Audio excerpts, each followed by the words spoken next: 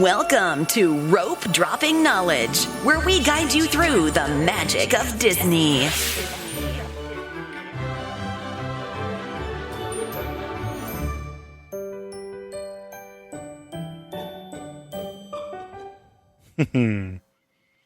Hello.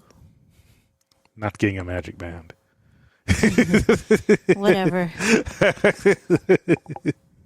Hey, this is episode 171, a Rope Dropping Knowledge podcast covering Disney news for yous. What if somebody got it for you? Now you have to link it because it'll be a waste. There are no strings on me. Okay, so we have a giveaway that's short this month. It ends on the 22nd. So that's like next week. Next week. So our next episode is the last chance. Yep. So it is our October Halloween giveaway. And the reason it's so short this month, and we only gave you like a week, well, about 2 weeks to do it, is because Tracy has convinced me, well, years ago, but that when we do our holiday giveaways, people want their holiday stuff before the actual holiday. Although this one's not really Halloween, it's more villains. So I guess you can still use it after. Well, you display it all year long if you want Yeah, to. you could. Yeah. And the wallet is Nightmare Before Christmas, so I guess you can use it through. It's a Loungefly, Nightmare Before Christmas wallet. You can, you'll still use it. Yeah. But probably more fun at the parks. Yeah. Around Halloween. True. And then you have an apple scented candle that's in this ceramic Poison apple from Snow thing White. from Snow White. Yeah. That was pretty cool. You'll get that. And a fig pin of Maleficent, which is a big old pin/figurine. That's why they call it a fig pin. And those are limited edition from Fig Pin. It's pretty cool because you can collect them on the app and you'll have it physically as well. Yep. So all you have to do is direct message us the answer to this question. Who is your favorite Disney villain? And you can direct message that to us via Facebook, Instagram, Rope Dropping Knowledge, info at ropedroppingknowledge.com, or I think I did do a blog post. Yes. So for each one you do, you'll get an additional entry. All winners for any of our giveaways are drawn at random on the day following the deadline. Which is Sunday, October 23rd. Yes. Yep. So this particular giveaway ends on the 22nd, 11:59 p.m. Pacific Standard Time. Must be 18 years or older and live in the United States. All right. And we're going to Disneyland again on the 28th. So that's 2 weeks from now? Mm-hmm. Yes. Yeah. So. And we're going on a Friday this time. So maybe we'll see someone. More of you. People who are typically blocked on Saturdays might be there. And maybe you can run into us and get another wallet. We're giving away a different wallet now, in-park wallet, which is the Minnie Mouse. Kate Spade. Yeah. The latest, I guess? It's the polka dot one. With the red bow. Yeah. Yeah. We've given away one before. Right. But this is like the latest version. I know they just came out with a different style today, but not a card wallet yet. Yeah. So we'll put up pictures and stuff. So. Yeah. But you can go back. We've given away one of these before. But yeah, it's kind of a little scavenger hunt for people who are in the parks. And it's Minnie Mouse, and it's cute. So. All right. So what do we got? So the biggest news this week was that Disneyland not finally, but as expected, raised ticket prices and raised not only ticket prices, but other things. Everything, basically. So some people are mad. So let's take them one at a time. Let's do tickets.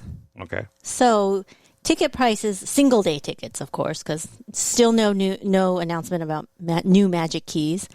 So single day ticket prices raised an average of 8% because they added a tier 0, which is used to be tier 1, which is 104 and still 104. But there's rarely any tier 0 days out there. I guess like there's 0 days. 0 days for tier 0. No, there are days. It's like middle of January and February, like random Tuesday through Thursday. Off season. Yeah. When all the rides are closed for refurbishment. But the tier 1 is now 114. It used to be 104, so it raised by 9.6. But then, like, the higher tiers, like tier 4 and 5, raised about 6%. So the average is an 8% increase. So that's a lot, yes. But if you take a look at, let's just go on to the next thing. The big increase, though, are the multi-day tickets. So a 2-day ticket went up by 11.76%. So a 2-day ticket used to be $255, now it's $285. And a 3-day ticket, 3-day, 4-day, 5 days, they raised up an average of like maybe 9.5%. Right. And then the park hoppers used to be, if you want your ticket to be a park hopper, you add another $60. Now you add $65. So it's about 8.3% increase. Yeah. So those are the ticket prices. So average of 8% increase. And then, of course, Genie Plus is now for Disneyland $25. So it used to be $25. But that's the lowest price. It's now dependent on, it can go higher depending on the day. Right. So I guess maybe it's equivalent to those tiers. So we haven't seen yet. It's been 25 all week because it's not Saturday. Let's see how much it is tomorrow. Yeah. And you can even check it on the app. When you say purchase Disney Plus today on the app, it'll tell you today's price will be, it's been saying $25. But can't you purchase it in advance? For single day ticket holders, you can purchase in advance and lock the $25 price in. Okay. Because that's not going to go below 25. It's starting at 25. Yeah, starting. But if you buy it that day, you run the risk of it being higher. For Magic Key holders, we can't buy it until we scan in. But some of us get the discount. What is it, 20% or something? I forget. Yeah, 20 or 25% off. So we get the discount, so we can't lock, So we still get it cheaper than $25. So, and I think it's only the top 2 tiers, though, that get the discount. Yeah. So I don't know if it was 20%. I don't know. It was like 8% or something. No, it was like $16 for me and you. So what's that? $16 as opposed to 20. So that's 20%. Maybe, yeah. But all these things really, it's weird because after months and months and months of unfavorables complaining, and we didn't know if they were going to allow Magic Key renewals and stuff, now comes the stuff that actually hits the favorables. Because this doesn't really affect us. You know what I mean? Yeah, we get a discount. Yeah, we get a discount on the Magic Keys. And as far as ticket prices, we paid for the year. Yeah. So our passes are like, there was a slight increase, but Magic Key is still... Oh, yeah. There's more. Hotel valet. Oh, yeah. That is the biggest increase. It's a 30% increase. It used to be $50. Now it's $65. And some hotels, I'm trying to think, doesn't Grand California only have valet?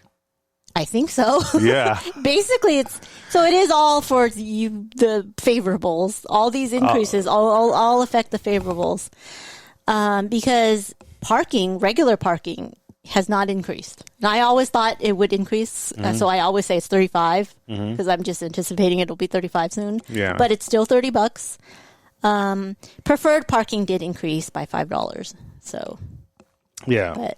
So I'm curious to see because I've been watching a lot of YouTube channels, Disney YouTube channels, and a lot of people. Well, I mean, they always say the same things, but it's weird because now are we going to see a rise of the favorables? Are they going to start being like, Magic Key hurdles were 2 months ago? Yeah. They are starting to complain, oh, they're so greedy. So, but now this is what Walt Disney Company says, is that rising costs are the product of progress. So, and Chapek went on and on about supply and demand and all that stuff, right? They can't keep up with it. It's not untrue. Yeah, but it's the way they say things is hilarious. I don't know if it's Chapek said it but I just know that that's just Disney Company's statement. But I don't know if it's Chapek.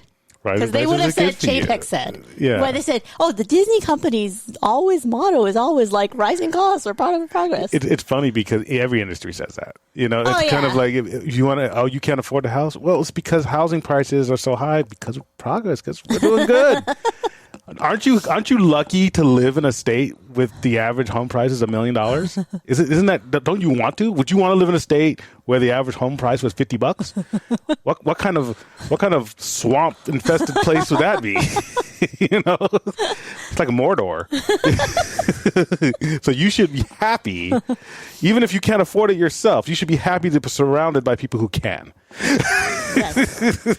So, yeah, I mean, this is, like you always said, good for them in the short term.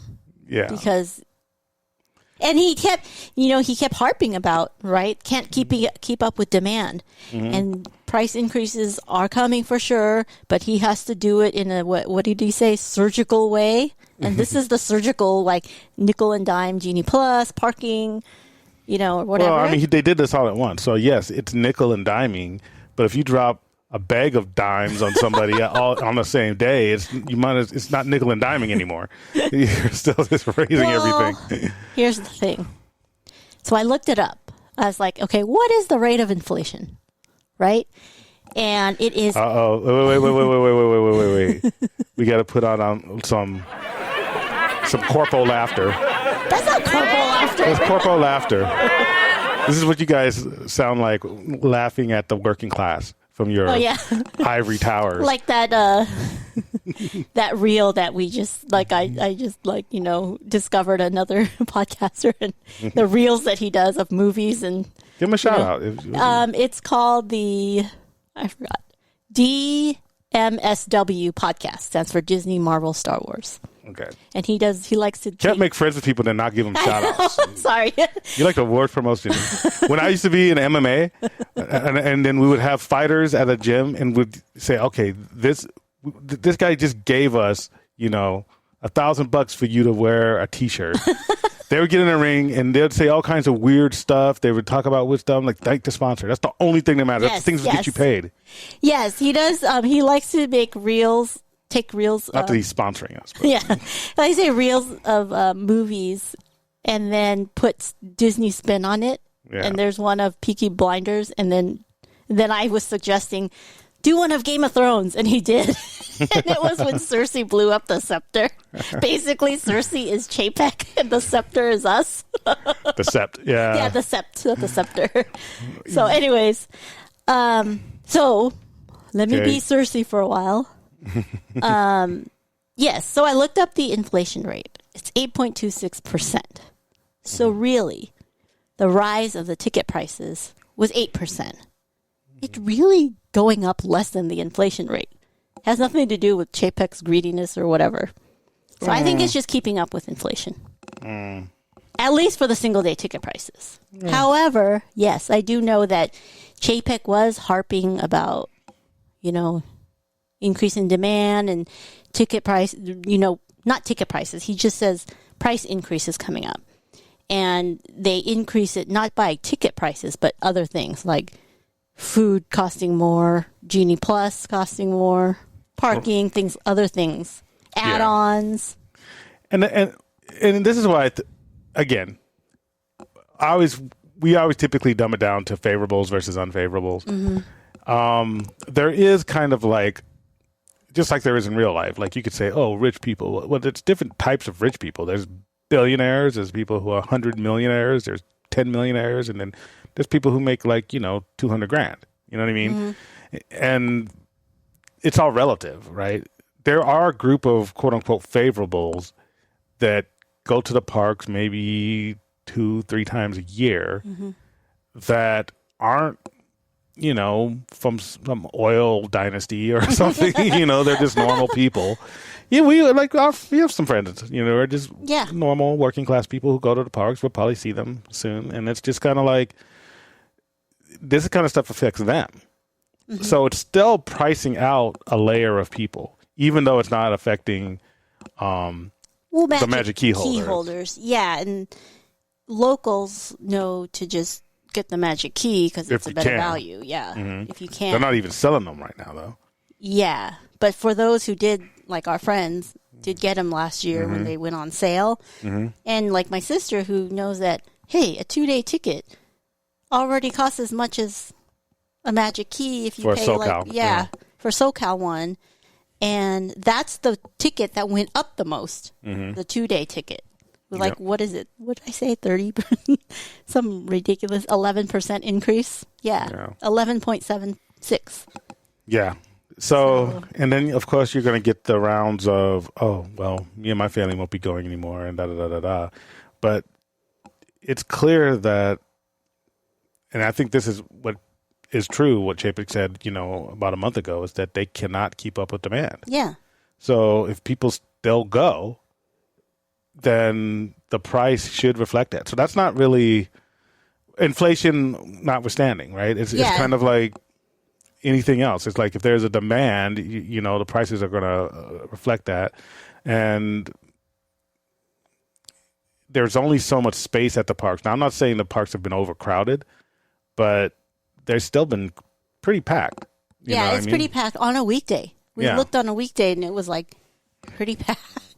And so all these people who say, well, I'm not going to go, it's like either they're not telling the truth because they've said that year after year after year. Mm-hmm. I mean, even before the pandemic, every year they would raise prices, and then there's all these people online, I'm not going anymore. I'm taking my money to Universal. I'm taking my money. And it's like, and it never happens. I mean, maybe some people do. Yeah. But then they're replaced by somebody else, it seems like, because the park attendance kind of stays the same. So. Yeah. So that's why he is trying to keep up with demand, and not he, but the company, right? And raising it just to see if it makes any difference. Now, again, my whole thing with price increases isn't that that's not good business or whatever. I think that's how typical businesses operate. My thing is that Disney is a special type of business, and it's a business where the closest thing I could compare it to would be like season ticket holders for a sports franchise. Mm-hmm. And some people are actual season ticket holders, like magic key holders, right? Mm-hmm. And then some people are just, season ticket holders through the brand, and they just know that they're going to go X amount of times a year. Mm-hmm. And maybe they'll buy multi-day tickets or whatever. Mm-hmm. And my thing has always been that if you price out, like if you have a team, like let's say like, I don't know, Los Angeles Rams, they did pretty good, but LA doesn't really like them. But there's a lot of bad teams out there. And in the lean times, the reason they still make money is because of the people who are in love with the franchise. Yeah. And they're still going to show up. Yeah. And those are the people who these price hikes hurt. So the people that you're trying to attract, which is people who don't care, they have the money. The casual fans or whatever. Yeah. And they might not even consider themselves casual. They might consider going once a year, and dropping $10,000 a visit as that makes me a fan. It's relative again. Yeah. But those type of people are not going to have that staying power. People who think it's Disney's the it thing. It's cool. It could be a couple who has money and their kid really likes Disney and stuff because, they're into Cars or they're into Frozen or they're into Marvel stuff. I have some friends who are like that. What happens when those kids become, when your son who's really in love with the Spider-Man or the Hulk? Yeah, with Cap. What happens when he notices girls and he passes puberty?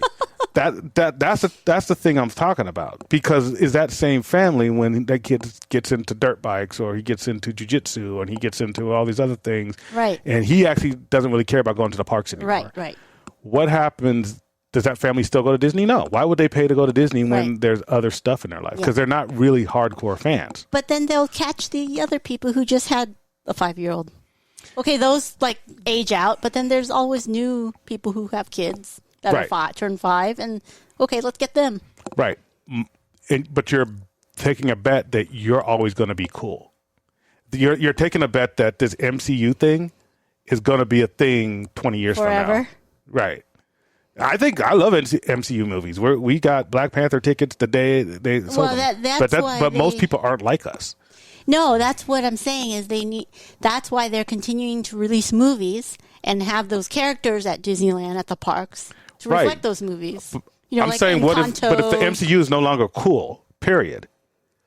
Because Steven Spielberg said this, like, I'm not saying it's the truth, right? Because marketing and everything was very different back in the 50s and 60s. But he said Westerns used to be all the rage. Mobster movies used to be all the rage. Right. Everybody would go to those. Those were the things. Everybody wanted to be a cowboy. Everybody wanted to be like fast-talking gangster. You see what you done, Those things used to captivate the entire country. It's possible that the MCU is not going to be that way forever. It'll evolve, right? That's why they talk about innovation and change and yes, evolving. But we're talking about betting on your ability to innovate versus your fans who are going to go anyway. And so if you price out the thing, you price out your sure thing because you think, hey, we're going to be cool forever. It doesn't matter. We have the MCU. We have Star Wars. Yeah. They're always going to be cool in some form. Right. That's a risk. That's a big risk with anything. You know what I mean? When you're talking about entertainment, we're not talking about like an iPhone where people are always going to have some type of cellular device because we've evolved into that. Right. This is something that is nothing to do with a must in our lives. And you might consider it a must in your life because we have a Disney podcast. We're down. Oh no, I know. Me and you are going to be dead someday. Yes. No, I know.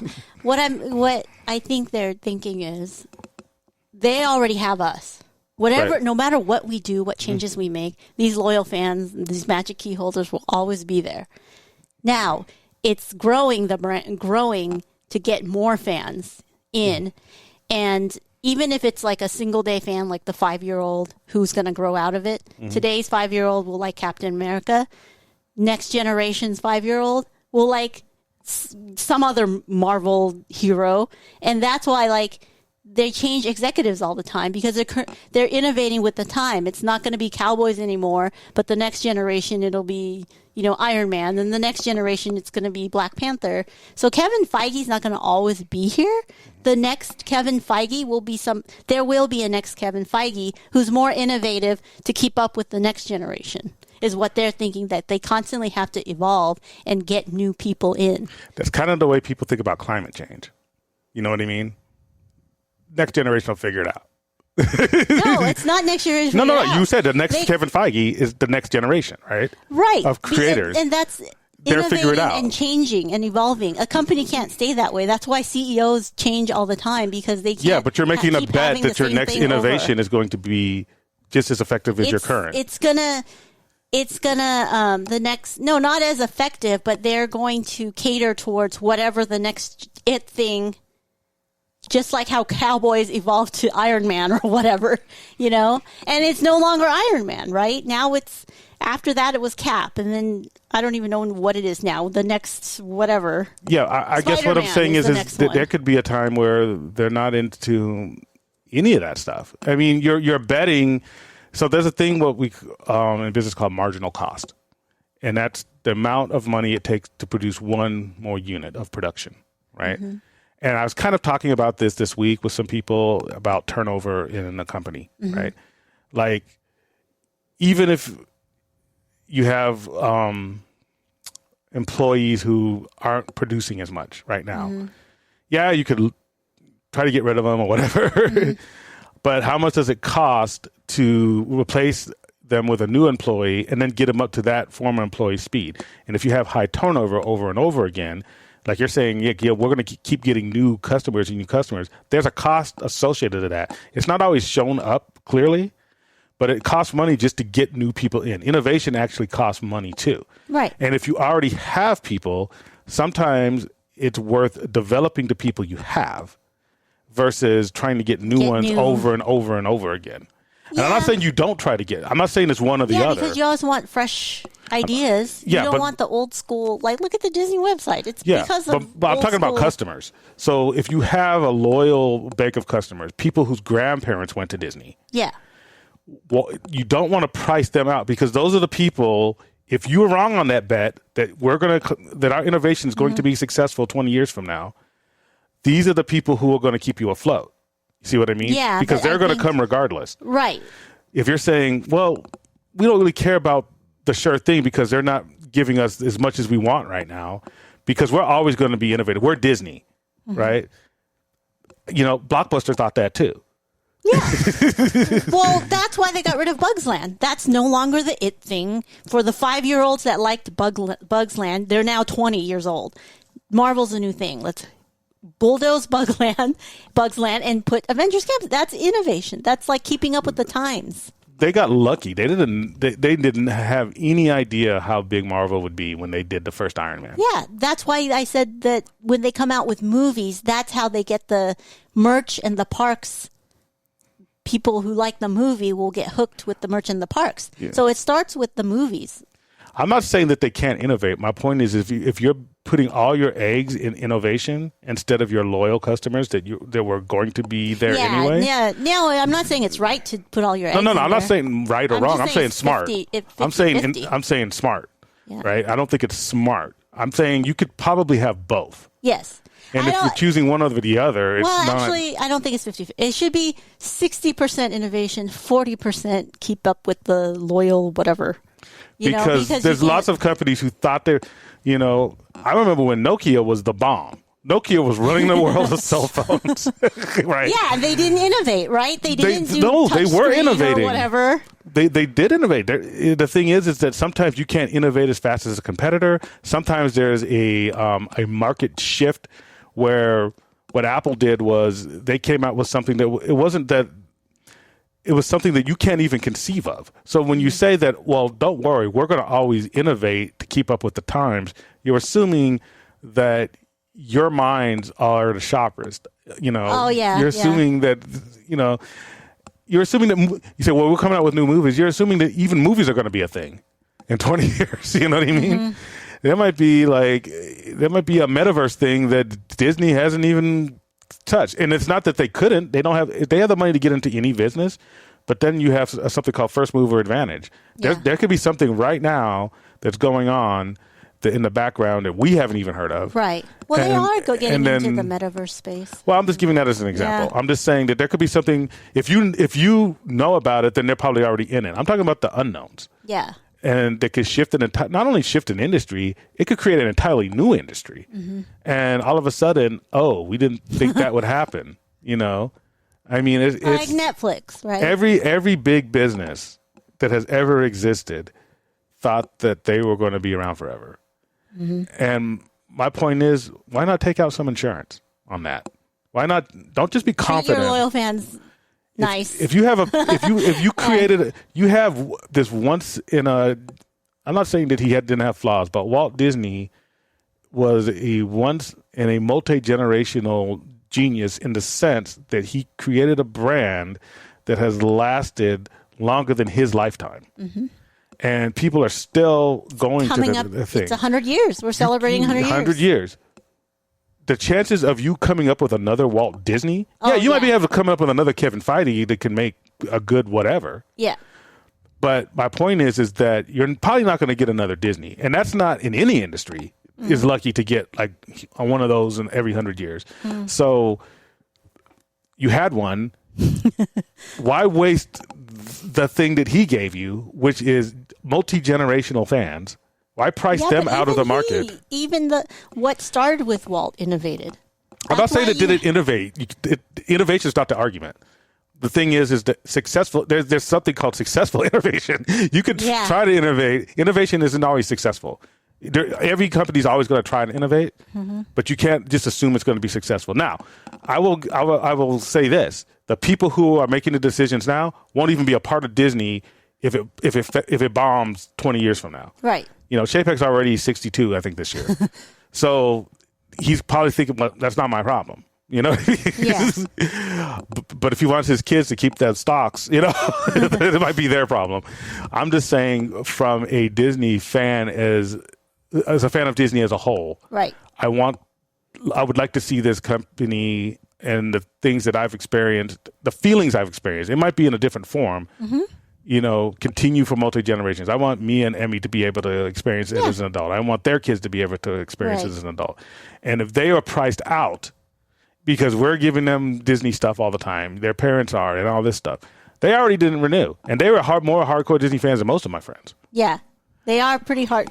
Well, all their life. All their life. Right? All their life. All their life. And if you lose middle-class people like that, and then you think, well, don't worry, our next Kevin Feige will take care of it. No, it's more like, don't worry, we have other 2-year-olds, 4-year-olds, because Mia and Emmy's going to be 7 and 6, right? No, we're coming up with stuff for the other 5-year-olds that are just 5-year-olds this year. Yeah, but I'm saying there's no better marketing than word of mouth and family. So the families who are taking their kids to Disney, there's 5-year-olds born every minute. Right. Well, I guess they're not born as 5-year-olds, but they start at 0. But there's people turning 5 every minute. Those are the ones that Disney are trying to get new 5-year-olds. Yeah. Their flaw, like you said, is they're thinking all families that have 5-year-olds and 4-year-olds are going to stay, or 3-year-olds. But like you said, their flaw is they put it all in one basket on the new 5-year-olds, and they forgot about the loyal 5-year-olds who are Mia and Emmy. And they lost them. And how many of the Mia and Emmy families did they lose, did not renew? And how many are they going to continue to lose trending? Even though they're going to gain one for once, right? Yeah. But which costs money, right? Because that's the marginal cost. And they're not going to become annual pass holders because... No. Well, first of all, they're not selling any. But they're not going to come back year after year because that 5-year-old is now going to be a teenager soon or whatever. And some will stick and some won't. My point is, you already had a generation of people who are already stuck, and you're trying to unstick them. Yeah. And I don't think that's a wise move. You know how much Nokia would have given to have people who are family loyal, multi-generational. It doesn't matter what Apple comes out with. We are always going to buy the Sidekick thing. I don't even remember. That text thing. I remember. Yeah, and then Apple BlackBerry. came out. BlackBerry. That's another one, right? You know how much BlackBerry would have given to say, we have people whose grandkids are going to buy BlackBerries no matter what innovations come out from any other company. That is something that is priceless. But that's different from Disney. You said Disney's just so unique that... My point is the uniqueness is that family thing. Yeah. And that's what they're not paying attention to. And I'm not saying that for me. I can afford to go to Disney. You know, I have a magic key. I'm not saying this is for my benefit. This is not for my benefit. It's for Disney's benefit. Because if you are a Disney fan and you want loyal people, then don't destroy your currently loyal people. That's all I'm saying. You know, because they're the ones who get other people to go. You know, when we went with our Alexes, who did they call? Us. Why? Because we're Disney people. Right. And if there's no us, it's kind of like...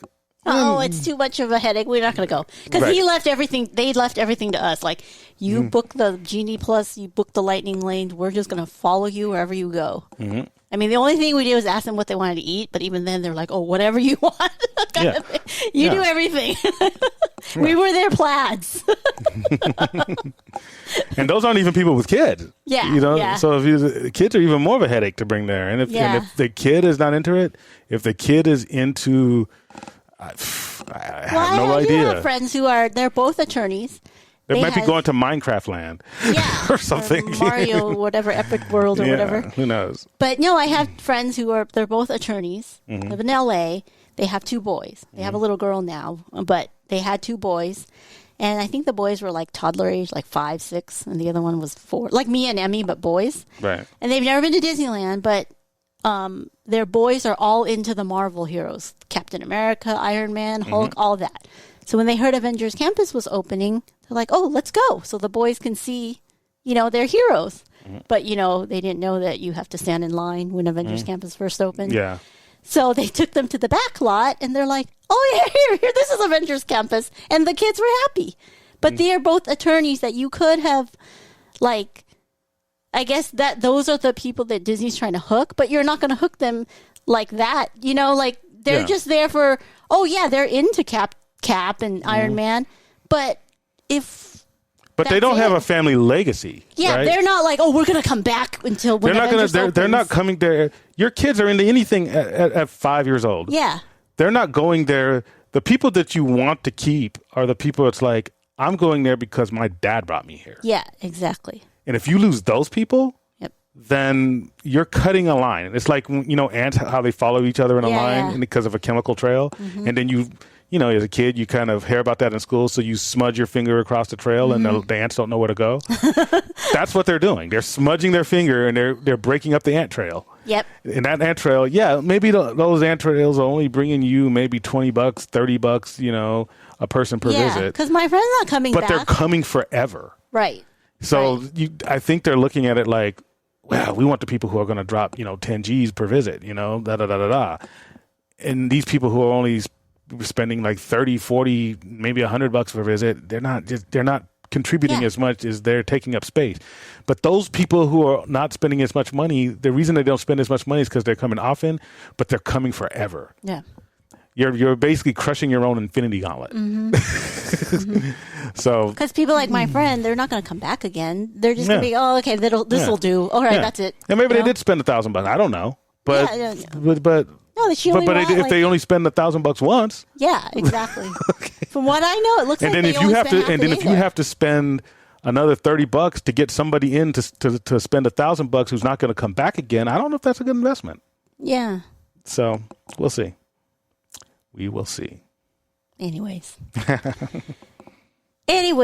so, but we don't know. They might just be keeping up with inflation. They might, but my point is who's it hurting? Yeah. Yeah, you have to be able to forecast, and it is what it is. We'll see.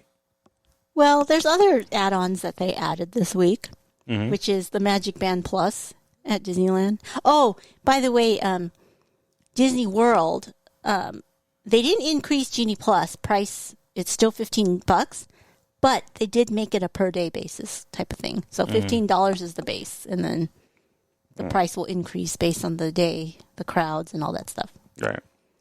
So, but with Disneyland, their Magic Band Plus will be available October 26th for $34.99 at Disneyland and Disney California Adventure.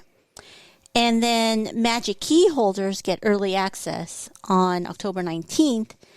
And there's a special Magic Key discounts apply to the regular band. But there's also a special Magic Key band that says Magic Key on it.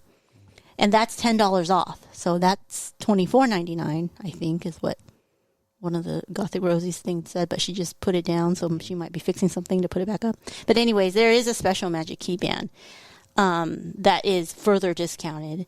And those are sold at select locations.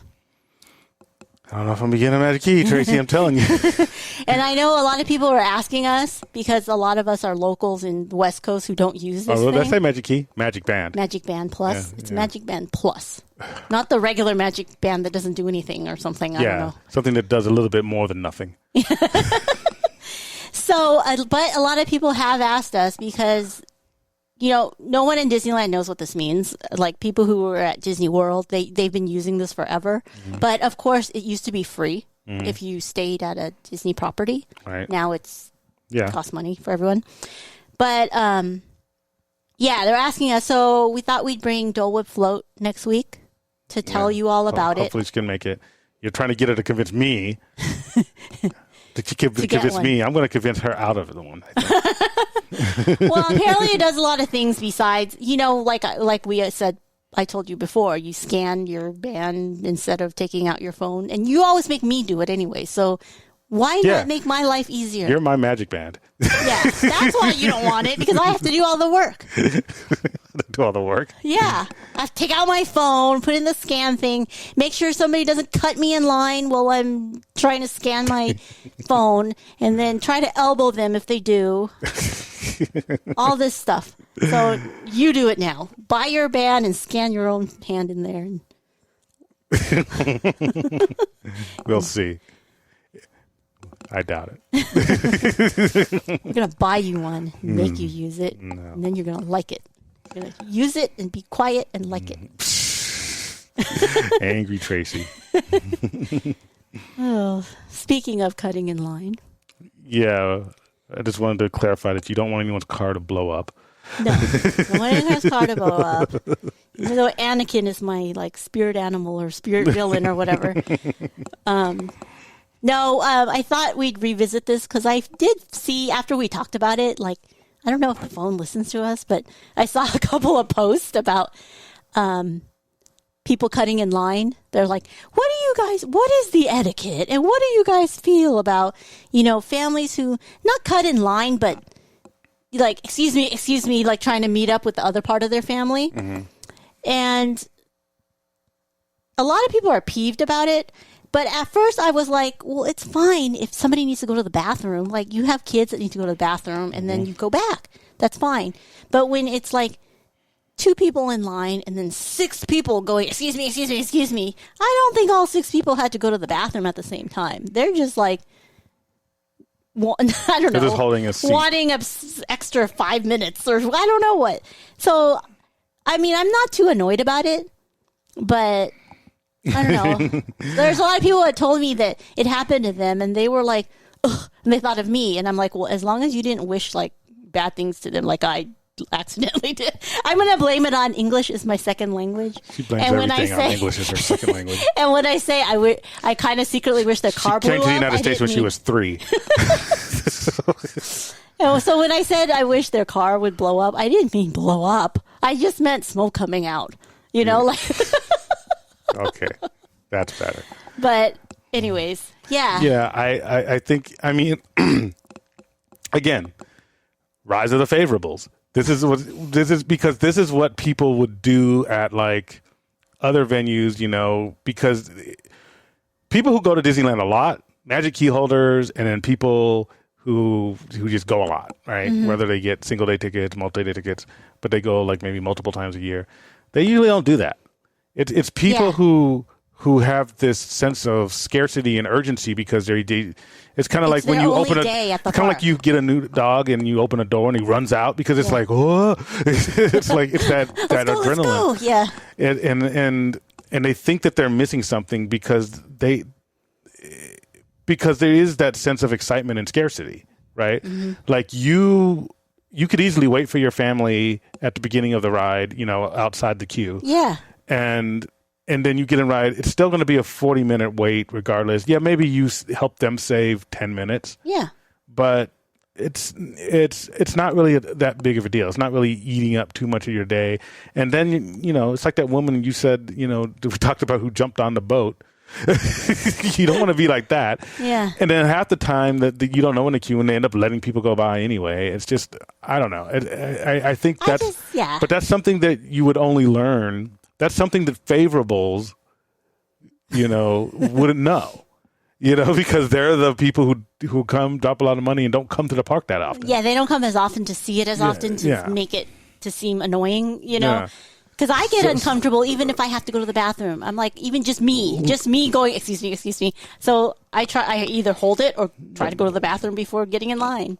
But does it bother me that people do that? No, not really. And usually because I try to empathize, I don't have kids. Yeah. We should, but at least I don't have kids. So if it's I know how the logistics are, if you have a family and if it's a bunch of, one person standing in line, a bunch of frat bros come walking through, then I'm it's kind of it looks bad. Yeah. But that looks bad on them. It's not, it doesn't really annoy me because I know it's not going to really make my it doesn't make my wait time extend. So it doesn't annoy me. Maybe by 30 seconds it does. Well, one time in Radiator Springs where we were doing the fast pass, the lightning lane thing, and then people kept going out. And I wasn't annoyed, but you were looking at me like, you're going to let them do that? And I'm like, well, I mean, I'm not going to be like, It's like, whatever. No, go. I was like, because you like walk slow and look, and then like it's like you're unsure of how to use something. Because I don't want to be the people who cut in front and be in a hurry. So I just like, okay, if you want to go ahead of me, go ahead. Because they people almost like topple over me just to scan their thing. I'm like, go ahead, dude. It doesn't save me that much time to go before you. So if they want to bump into me and step on my foot to go first, go. That's why I'm slow sometimes. I just let them go. I'd rather them get out of my way than having them behind me being annoying. So it's like, go, get out of my way. But then you'll complain to me about it later. No, I'm not. I'm just, yes, I secretly in my head, you forced me to voice it out, secretly in my head. I didn't force you. I didn't bring up the cutting in line thing last week. This was you. No, I brought it up because the guy behind me was complaining, and I'm like, this was about something, your adventures with you and your sister. I wasn't even at the park. No, that time that I told you about the Radiator Springs. I don't think remember. I just let them go, and then secretly in my head, I hope smoke comes out of their car or the pirate's boat sinks or something. I don't hope that, because now I can't get on the ride at all if they're ahead of me. Then I'll get a free multi-experience. We could get that. That'd be cool. If we were in the lightning lane, But anyway. Yeah, I mean, I don't think it is what it is. But again, it's the favorables who are going to do it.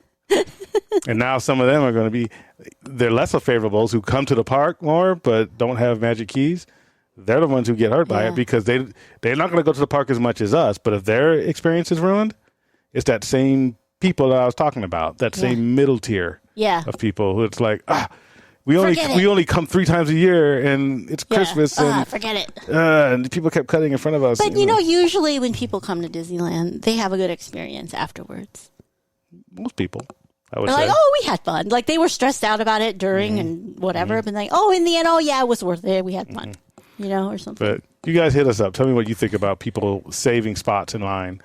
I don't think it's a big deal. I have a lot of empathy, especially if it's like moms with strollers and somebody doing that. Because guess who I usually see? I've never really I never really saw like 6 people walking in, but I guess you did. So I don't know. It was the opposite. It was the mom with the baby, and then 6 people after that. Like, I'm like, okay, but it's weird.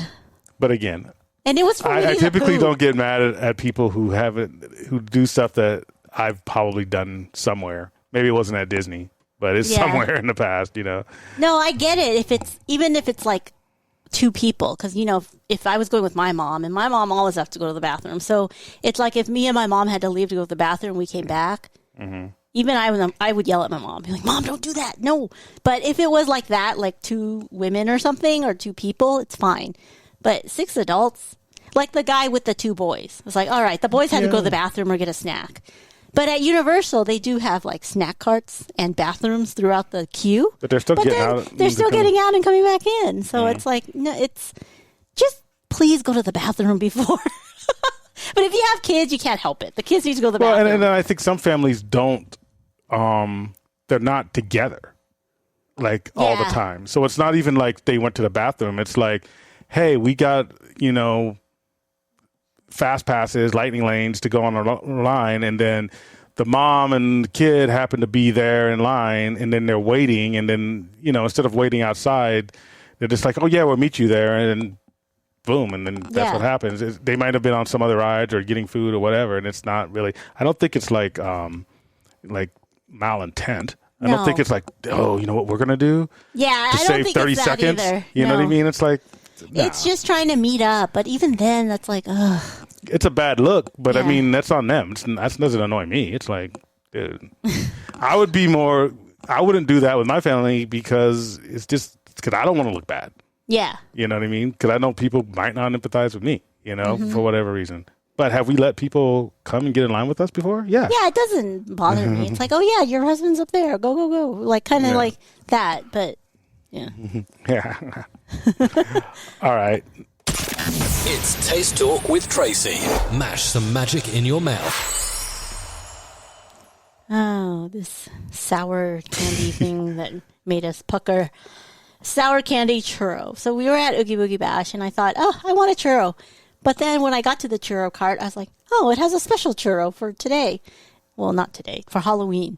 Mm-hmm. And it was green, and I figured green, and we're at Oogie Boogie Bash. Let me try this churro. But it's the sour candy churro with watermelon icing on it. And when I took a bite of it, it was so sour it made me pucker. Yeah, and then you took a bite, and you like sour stuff. So it's basically like a Sour Patch Kid, but in it churro was super form. sour, and it was more sour than the cherry sour that we had at Disneyland. Oh, that one, the sour cherry one? Mm-hmm. Yeah. It was like a Sour Patch Kid, and I couldn't even taste the watermelon icing because the sourness kind of overpowered everything. But yeah. I ate Some people were going to like it, though. Yeah, so it wasn't for me, but I know people who like sour, sweet stuff and who would love it. Can't even taste the sweet. There's people who have different palates. I think kids like it because kids like super sour stuff. Yeah. So I think kids would like this. Again, if you like Sour Patch, you would like this. So I like Sour Patch were big sellers. So. Yeah, but I ate it all. Wasn't gonna waste a churro just because of that Sour Patch all over it. Yeah, but yeah. Churros rarely go in the trash. But it was good if you were 10 years old. But I figured we talk about it because it's like a Halloween thing. It's gonna go away after Halloween. So yeah, so. If you like sour stuff, try it. If you don't, avoid it. It's pretty much. All right.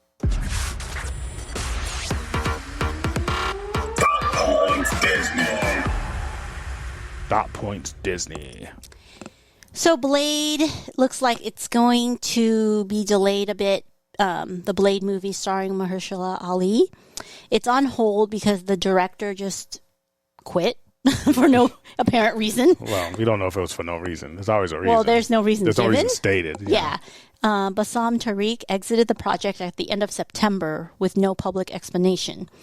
So production was set to begin November, but now that they have no director, it's on hold, and it's expected to begin in early 2023 now instead of November. Yeah, they're going to have to move dates around for it. It's going to be kind of a mess. But, I mean, I'm looking forward to a Blade movie. But then again, that's just kind of nostalgia. I don't know if, again, the current younger people who never saw the original Blade movies or even care, or even know who that is. You know, yeah, if but they don't the read the movie's comics. good enough, they're going to be like, whoa, I like Blade. Yeah, if. Well, look what happened to Guardians of the Galaxy. Nobody you thought no one would like it, and it. Well, I didn't know. I didn't know why they were making it. I didn't say no one would like it. I thought anything Marvel was doing was going to be quality during that phase. It was just more like I read them in the comics, and I'm just like, nobody knows who these people are. And the fact that they could still make a good movie out of it was awesome that they did. But I'm just like, nobody's going to know them. You know, no one's going to know any of this thing. And I think that they'd probably make a good Blade movie, but I'm saying the mess of the delays and everything and how it fits into the Kang Dynasty and the Avengers. If it comes outside of that, it might not be as relevant. So that's what I'm talking about. So I think Eternals is a good example of something no one was interested in, even after. And the thing is that's probably one of the best made movies from a movie standpoint. Yeah, from a cinematic. Movie standpoint, it's one of the best made, and that's kind of what I'm saying. It's like repeating what I said earlier, but like trends die. Yeah, and if they're right now the MCU, well, not even right now, because even a lot of people are complaining about Phase 4. It's like She-Hulk, Moon Knight was okay, but they're just kind of going because there's a saturation now of this Marvel stuff, 4 or 5 times a year, right? Not even counting the movies. So only give it to us once a year so we can appreciate it more. You know what? There is marketing expert that would side with that theory. You know what I mean? I'm not saying that's what I want. I'll watch anything Marvel. Yeah. Because the way I look at it is I didn't have it when I was a kid. And so I was reading comic books and, I'd go to Star Wars movies and then there would be like years in between something. Yeah. And comic books were like every month, and then you would run to the store, and I was like, oh, I wish I had something like this on TV that mirrored what I was reading. And so to me, it's like, I think kids are lucky, but that doesn't mean that they're going to think they're lucky. Yeah. They just grew up with it. Yeah, because you had to wait for Star Wars to be out in the theaters. Mm-hmm. Even then, if you wanted to watch it again, you had to wait, or you'd have to ask your mom, oh, can you go rent it for me on VHS or whatever? But kids now, it's like they can just push a button and watch whatever. So I think they get That's why there's so many people who they have entire channels, and I think we already went through this before about hating on Marvel and Star Wars, and Marvel and Star Wars are so woke, and and it's like, you're saying that because you got a channel making money off of it, of just hating on something. Yeah. But if Disney actually took your advice and didn't make anything, you'd have to work at Foot Locker. So, I don't know. I mean, I'm just happy that I exist. I lived long enough to see the stuff that I liked as a kid, be mainstream. Mm-hmm.